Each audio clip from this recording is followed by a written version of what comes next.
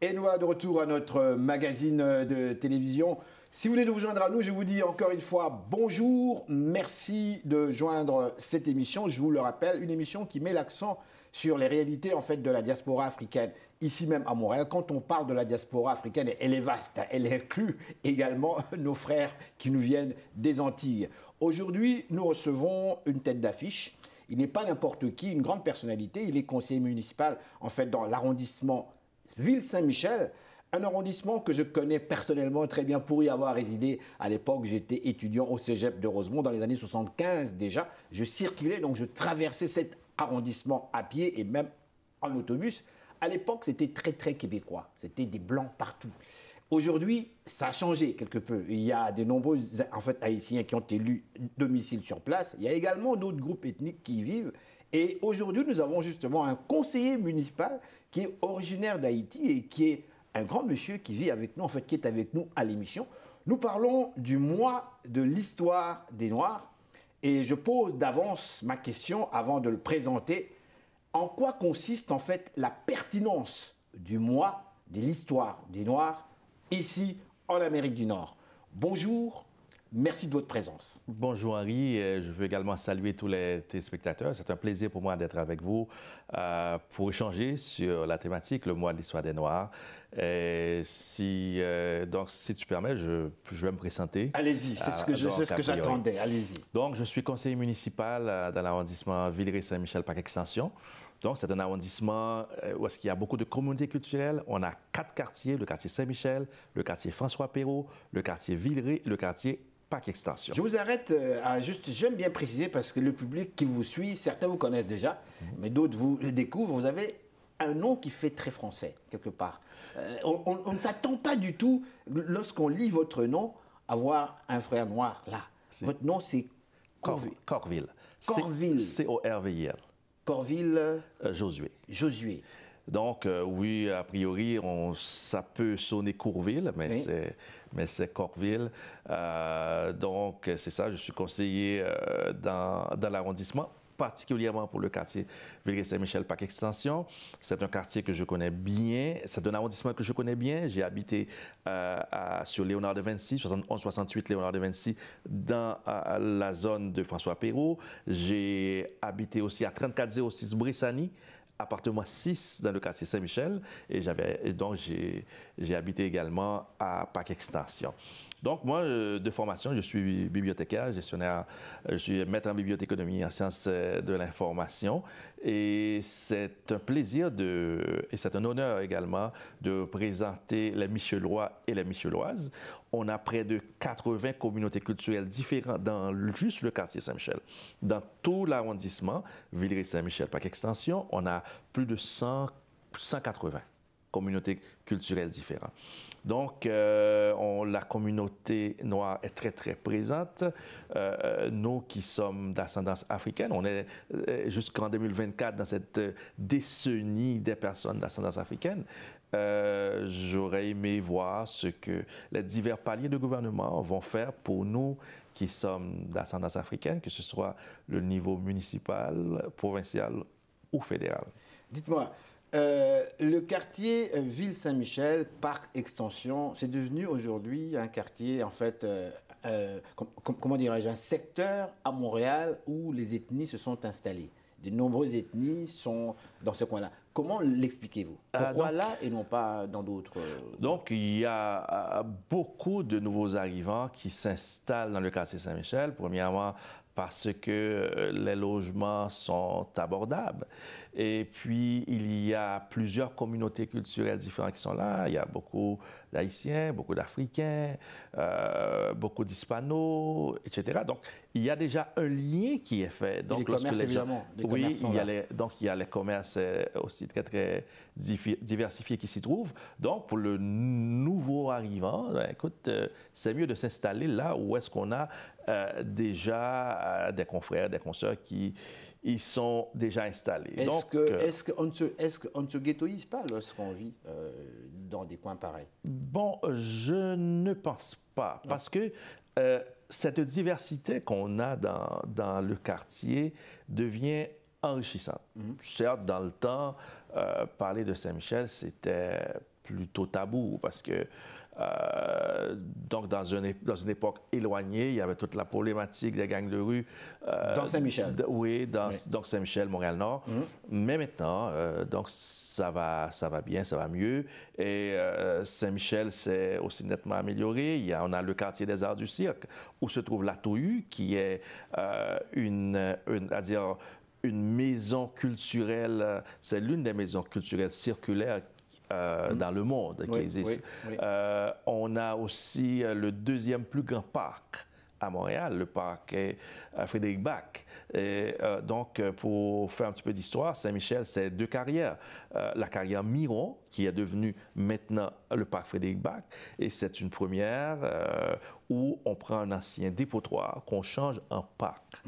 Et aussi, il y a la carrière Francon. Donc, moi, je pense que dans Saint-Michel et dans Parc Extension, les communautés culturelles se sont retrouvées et ont élu domicile dans ces deux quartiers de l'arrondissement Villeray-Saint-Michel-Parc Extension. Alors, le mois de l'histoire des Noirs, j'ai posé la question, dites-moi sincèrement, est-ce que c'est pertinent aujourd'hui, en 2020, de parler encore, de souligner durant un mois, soit le mois de février, où il y a beaucoup d'informations qui circulent, où l'on parle du mois de l'histoire des Noirs en Amérique du Nord.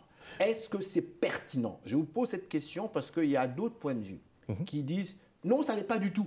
C'est absolument ridicule de parler de l'histoire des Noirs seulement durant un mois dans l'année, alors qu'on devrait en parler dans les cours d'histoire et partout dans le monde. Alors, il y a des gens qui sont un petit peu contre le fait qu'on en parle seulement durant un mois. Qu'est-ce que vous dites de ça? Donc, moi, je pense que c'est pertinent d'en parler. Là, cette année, c'est le 29e anniversaire du mois de l'histoire des Noirs à Montréal. Pourquoi c'est pertinent? Oui. Parce que pour certains membres de la société d'accueil, nous, on vient d'arriver. Mais écoutez, on est là depuis Mathieu d'Acosta, depuis le XVIIe siècle.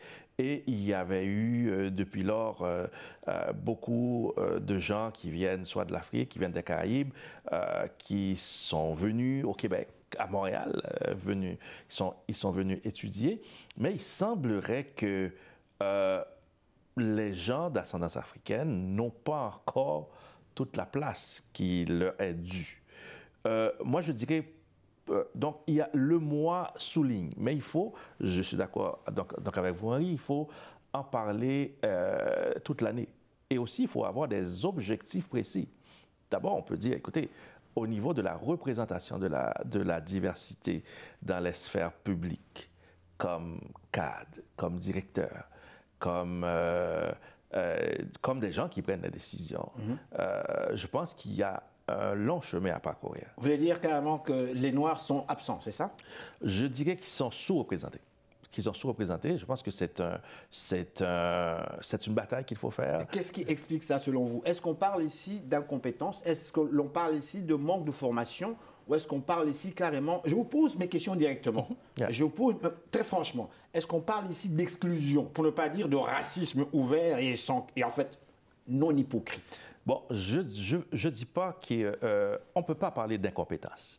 Les statistiques le prouvent. Les gens de nos communautés culturelles, les gens, si on parle précisément des gens d'ascendance africaine, sont très cultivés. Oui, mais cultivés, c'est-à-dire qu'ils sont carrément diplômés, formés ici, avec des diplômes reconnus d'ici? Si. Il y en a beaucoup. Nous sommes légion à être formés ici. Donc, on ne peut pas dire que nous ne sommes pas compétents. On est formés dans la machine ici.